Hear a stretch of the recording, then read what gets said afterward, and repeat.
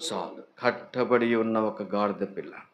నిజంగా ఈ గాడిద ఎలా ఉందంటే కట్టబడుతూ వచ్చింది. కట్టబడుతూ వచ్చింది. ఇంకో మాట చెప్పాలంటే బంధకాలతో బంధించబడుతూ వచ్చింది. కట్టబడే వాళ్ళు ఎలా ఉంటారండి? నాలుగు గోడల మధ్య ఉన్న వారికి లోకం ఏం తెలియదు. కట్టబడుతూ వచ్చింది, బంధించబడుతూ వచ్చింది. ఏంటి కట్లంటే నిజంగా మనం జ్ఞాపకం చేసుకుంటే పాపపు కట్లు గుర్తుపెట్టుకోవాలి. కొన్నిసార్లు పాపం ఏం చేస్తూ వచ్చిందంటే బంధిస్తూ వచ్చింది. పాపం ఏం చేస్తూ వచ్చిందంటే దేవుని కొరకు దేవుని ఘనపరచడానికి ఎంత మాత్రం కూడా ఒప్పుకునేది కాదు.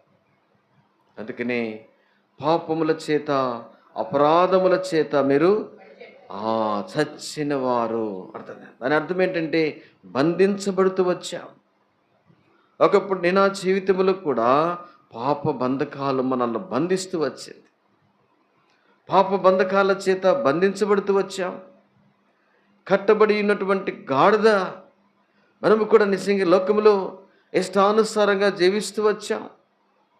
లోకములో మనం ఇష్టానుసారంగా జీవిస్తూ వచ్చాం. జీవించి నిజంగా పాపము చేత కట్టబడుతూ వచ్చాం. పాపానికి దాసులైతూ వచ్చాం. పాపము చేయవాడు పాపమునకు దాసుడు. ఎక్కడుందన్నమాట? యోహాను సువార్తలో ఉందన్నమాట. మనము కూడా ఒకప్పుడు పాపము చేత మనము కట్టబడుతూ వచ్చాము. పాప దాసత్వములో ఉన్నటువంటి మనము పాపపు కట్ల చేత బంధించబడుతూ వచ్చాం.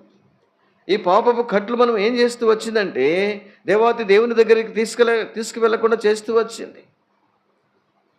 పాపము నిజంగా దేవుణ్ణి చూడనివ్వకుండా చేస్తూ వచ్చింది. పాపం ఏం చేస్తూ వచ్చిందంటే దేవుని కార్యాల పట్ల అవగాహన లేకుండా చేస్తూ వచ్చింది. సృష్టికర్త అయినటువంటి దేవునికి దూరం చేస్తూ వచ్చింది పాపము. పాపం అనేది నిజంగా మనల్ని బంధిస్తూ వచ్చింది.